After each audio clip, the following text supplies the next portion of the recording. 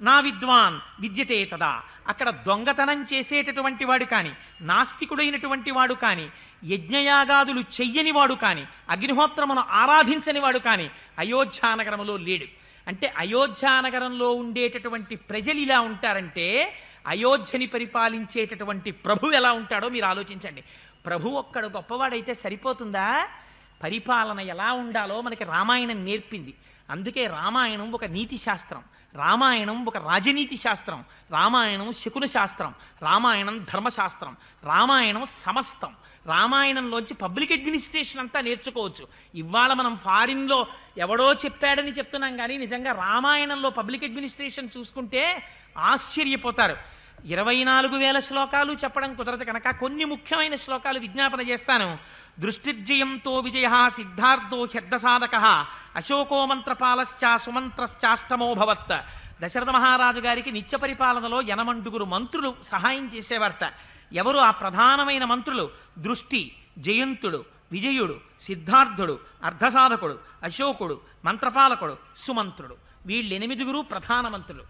ఈ ప్రధానమైనటువంటి మంత్రులకున్న లక్షణాలు ఏమిటోట తెలుసా అండి?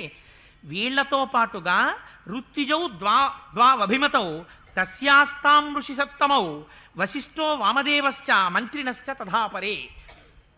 నిత్యము తనకి సలహాలు చెప్పడానికి దశరథ మహారాజు గారి యొక్క అపారమైనటువంటి భక్తిని ప్రేమని చూరగొన్నటువంటి 2 ఋత్విక్కులు కూడా ఉండేవారట.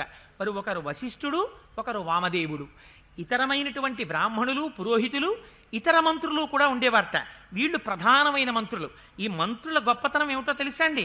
విద్యా వినీతా హ్రీమంత కుశలా నియతీంద్రియా శ్రీమంతశ్చ మహాత్మాన శాస్త్రజ్ఞా దృఢ విక్రమా కీర్తివంత ప్రణిహిత యథా వచనకారిణ తేజ క్షమాయశ ప్రాప్తా స్మిత పూర్వాభిభాషిణ. వీళ్ళు ఎటువంటి వారు?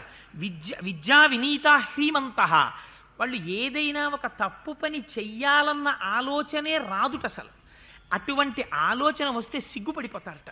అపారమైనటువంటి విద్య కలిగిన వాళ్ళు, కుశల, చెయ్యడం ఎలాగో తెలుసున్న వాళ్ళు, నియతేంద్రియా ఇంద్రియములను నిగ్రహించినటువంటి వారు, శ్రీమంతశ్చ మహాత్మాన వాళ్ళు అపారమైనటువంటి శ్రీమంతులు, మహాత్ములు, శాస్త్రములు తెలుసున్నవారు, దృఢ విక్రమము కలిగినటువంటి వారు, అన్నింటినీ మించి సావధానమైనటువంటి చిత్తమున్నవారు. వచ్చినటువంటి వాడు